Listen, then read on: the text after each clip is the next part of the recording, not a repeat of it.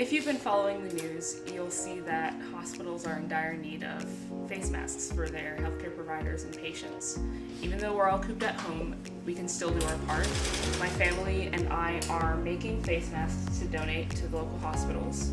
We disinfected this whole surface and set up an assembly line where we're just turning out face masks for adults and children. And so we're going to take you through that assembly line and show you the steps for how we're making them.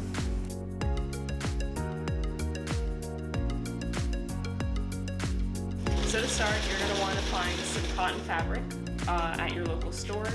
We found flat twin sheets. It's recommended that you get something with a nice pattern on it and cut it to size. We have the templates and instructions posted below, so just go check it out. And that's the first step. As Gabby is cutting the mask material itself, the next step is we need to cut out the mask straps that go around the ears. There may be a shortage of 1/4 inch elastic in your area.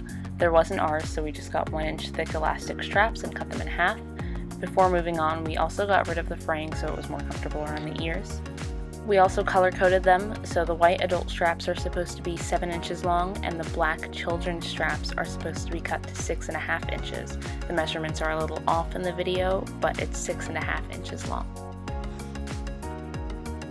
We need 2 of each, and as they get cut, they get queued up to be added onto the mask later on for sewing. Assembly portion where I'm putting all the components together prior to being stitched. What you need for this are 2 pieces of fabric and 2 pieces of elastic. So what you do is you place the first piece of fabric flat, and then you place the piece of elastic diagonally, and you're going to pin these together with a pin. Oops. And then going to pin in the second piece of elastic and pin this together.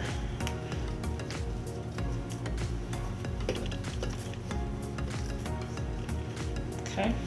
The final step on the pre-assembly piece is to attach the elastic to the 2 ends, 2 narrow ends, so that it forms a loop around the ears. The pins are on the corners, and the elastic is on both ends.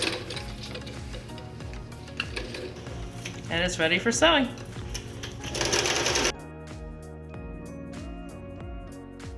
So this is the stitched unit, at least on the back side. And there's a hole here.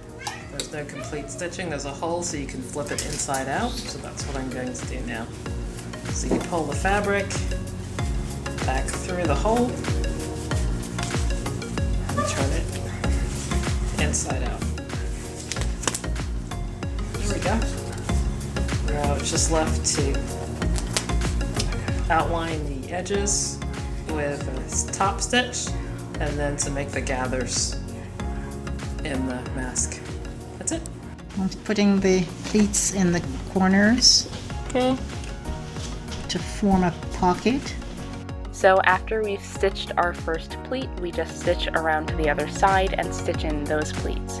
Then we double stitch the corners and do the final top stitch over the hole we left earlier. While everyone's making and cutting the adult size masks, I'm cutting and pinning the kid size masks. For measurements and templates, you can read through the rest of our page. If you have any questions or concerns, you can email us at spfmakerclub@gmail.com or leave a comment below. Once you've made your masks, make sure you donate them to your local hospital.